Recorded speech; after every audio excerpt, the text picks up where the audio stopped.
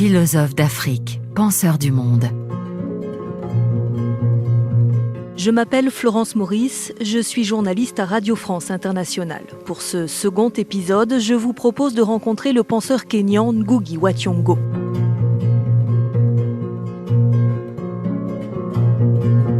C'est un combattant de la langue, des langues et pour l'émancipation de l'Afrique que nous rencontrons aujourd'hui. Écrivain, essayiste, militant, Ngugi wa Thiong'o est né en 1938 à Limuru, dans le centre du Kenya.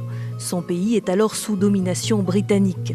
Il est adolescent lorsqu'éclate la guerre de libération contre l'occupant, un décor de lutte et de répression qui sera le ferment de sa pensée politique, esthétique et philosophique.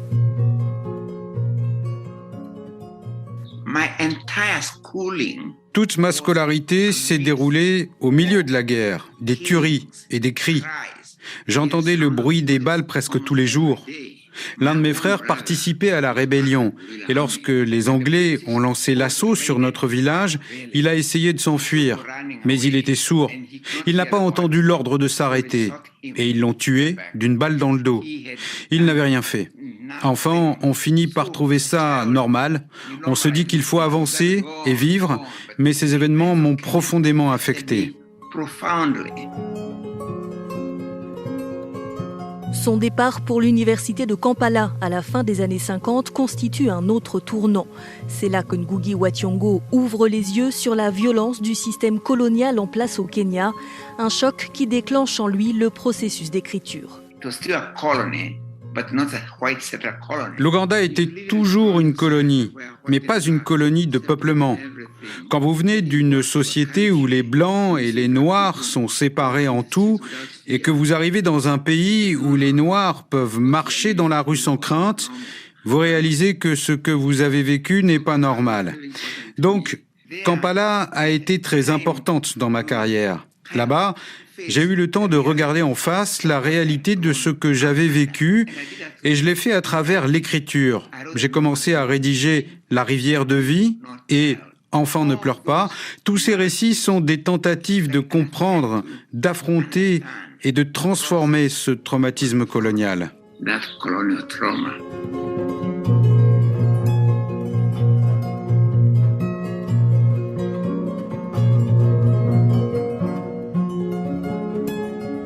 Pour Ngugi wa Thiong'o, la langue est l'un des instruments majeurs de cette oppression coloniale. C'est l'idée phare qu'il développe dans son essai le plus connu, Décoloniser l'esprit, paru en 1985. Dans tous les systèmes coloniaux, la langue est utilisée comme un outil de contrôle des mentalités. Au Kenya, ils battaient, ils punissaient les enfants qui parlaient leur langue maternelle à l'école. Vous deviez abandonner votre langue africaine. Si un enfant était bon en mathématiques et un autre en anglais, c'est celui qui réussissait en anglais qui était applaudi et vu comme un génie parce qu'il parlait l'anglais. Et on trouvait ça normal. C'est un avertissement parce que cela signifie qu'on ne pouvait pas penser autrement que dans le cadre de la langue du colonisateur. C'est vraiment de la colonisation des esprits, car cela revient à dire aux colonisés que le vrai savoir ne peut exister qu'en français, en anglais ou en portugais, mais que leur propre langue maternelle ne peut pas être le véhicule du savoir et de la connaissance.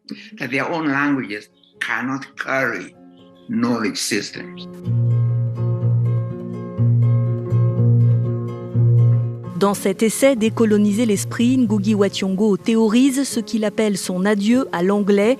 Désormais, tous ses romans seront écrits en langue kikuyu, un geste fort destiné à redonner aux langues africaines leur statut de langue de science et de création, et une étape indispensable selon lui à une véritable décolonisation.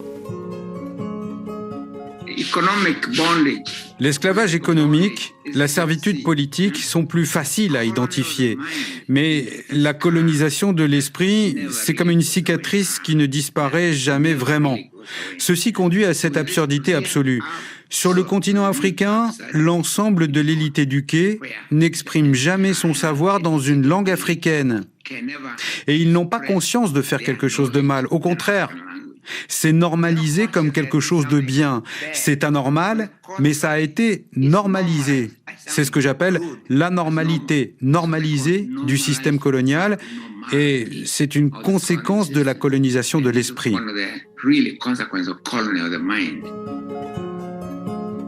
C'est en détention 10 ans plus tôt que Ngugi wa Thiong'o a pris conscience de ce conditionnement. En 1977, il est enfermé dans une prison de haute sécurité, condamné par le régime de Kenyatta Père pour avoir monté une pièce de théâtre dans son village natal en langue kikuyu. Comment se fait-il qu'un gouvernement dirigé par un Kikuyu, lui-même originaire du Mont Kenya, puisse décider de m'emprisonner pour avoir écrit en Kikuyu? Qu'est-ce qui se joue là? C'est à ce moment-là que j'ai commencé à penser le lien entre pouvoir et langage et que j'ai décidé d'écrire tous mes romans en Kikuyu et non en anglais.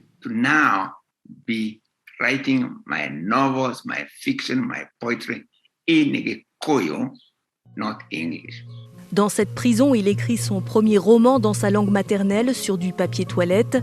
Ngugi wa Thiong'o explique de quelle manière ce choix permet aux colonisés de changer de point de vue sur la place qu'il occupe dans le monde, mais toujours dans une perspective pluraliste, ce que l'auteur franco-djiboutien Abdourahmane Waberi, grand lecteur de Ngugi wa Thiong'o, appelle une biodiversité linguistique.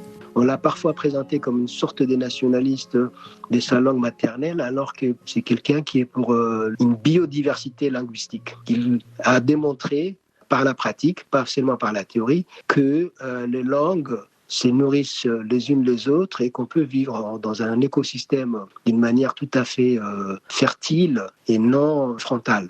Et il est devenu le plus grand écrivain de la langue kikuyu. Il a inventé une œuvre romanesque dans une langue qui n'en avait pas souvent la pratique. Et il écrit aussi dans des langues voisines comme les swahili, juste pour faire la démonstration, pas pour devenir un grand poète de langue swahili, mais pour faire la démonstration que les langues sont les unes et les autres en symbiose, en traduction. Ngugi wa Thiong'o compare volontiers les langues à des instruments de musique qu'il s'agit d'assortir pour qu'ils résonnent entre eux, mais sans hiérarchie. En cela, il est aussi un fervent défenseur de la traduction, dont l'œuvre trouve écho dans la pensée du philosophe Souleymane Bachir Diagne. Vous savez, on cite souvent le propos de Umberto Eco qui a dit « la langue de l'Europe, c'est la traduction ». Eh bien, Ngugi a eu une proposition bien plus générale lorsqu'il a dit « la langue des langues, c'est la traduction ». Donc, le geste d'affirmer d'un côté le pluriel des langues et d'un autre côté la nécessité pour ces langues de se rencontrer et de se projeter dans un horizon d'universalité grâce à la traduction, il me semble que ceci est au cœur de la pensée et des œuvres de Ngugi wa Thiong'o et c'est un aspect de son travail qui est extrêmement important pour moi.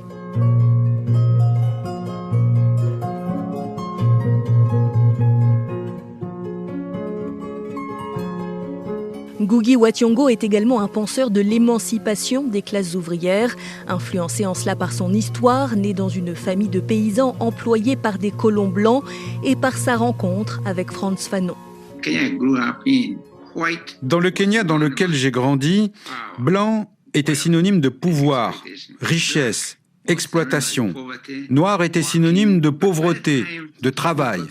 Mais lorsque nous avons obtenu l'indépendance et que les Noirs ont plus ou moins pris le pouvoir, ce qui se passait ne pouvait plus être vu à travers ces catégories de Noirs et de Blancs. C'est alors que j'ai découvert Fanon. Et il m'a introduit à la notion de classe. Il m'a fait prendre conscience que le fait d'être noir ou blanc, pris tout seul, occulte la question de la classe et les divisions de classe. Sans cette notion, beaucoup de réalités demeurent obscures. En cela, Fanon a été influencé par Marx, mais il a mis cette notion dans le contexte colonial. Ngugi wa Thiong'o n'aura de cesse dans ses écrits de critiquer l'exploitation de la classe ouvrière dans le Kenya post-colonial par une petite élite bourgeoise issue des indépendances africaines, mais qui s'est approprié les codes du colon. Mais chez lui, la littérature n'est pas seulement un moyen de dénoncer l'oppression, elle est aussi un outil d'émancipation. L'auteur développe ainsi une pratique théâtrale innovante dans son village de Kimiritu, où la place principale est la scène du théâtre et où les acteurs sont des paysans et ouvriers de la communauté. À Kameredu, tout était décidé collectivement. Le processus de création était participatif du début à la fin. Le script était lu en public pour que la population puisse le commenter.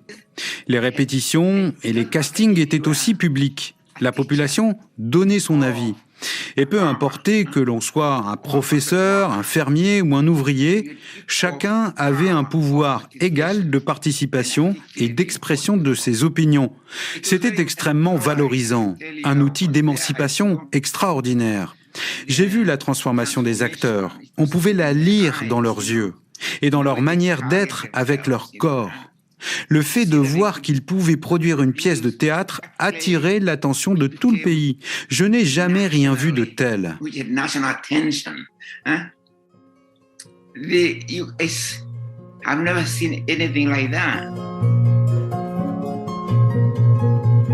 Ngugi wa Thiong'o s'impose aussi comme un des penseurs contemporains du panafricanisme.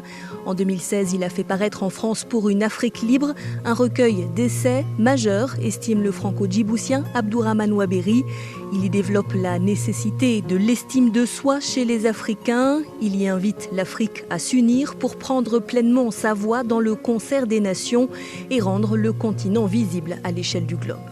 Là, on voit un Ngugi wa Thiong'o continental qui se bat pour faire émerger une pensée africaine à l'échelle planétaire. Et il démontre comment la place du continent africain est importante et que le continent africain n'est pas la périphérie, mais peut-être même l'avenir du monde. Par exemple, il prend la question du nucléaire et il démontre que l'Afrique a sa place dans la discussion sur la dissuasion nucléaire et l'usage du nucléaire à l'échelle mondiale. Le continent africain donne la matière première de l'uranium, n'est-ce pas, mais n'est pas lui-même un consommateur effréné, etc., etc. Donc il y a tout un tas de raisons qui fait que l'Afrique, le continent africain, s'il pouvait parler d'une seule voix, aurait non seulement légitimité, mais pourrait avoir même une voix importante dans les concerts des nations sur cette question très précise, voyez-vous. Donc là, on voit l'importance du penseur, cette fois-là sur la question géopolitique, et il met l'Afrique dans des domaines où on n'entend pas parler de l'Afrique, où on ne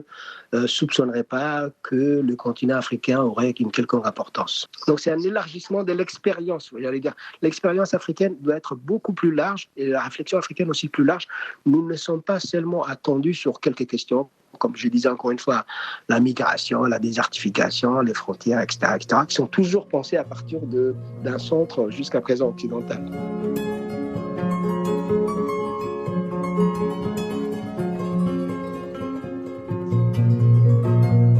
Philosophe d'Afrique, penseur du monde, c'était le deuxième volet de cette série, un volet réalisé par Benoît Raymond. Dans le prochain épisode, nous découvrirons l'œuvre de Valentin Yves Modimbe.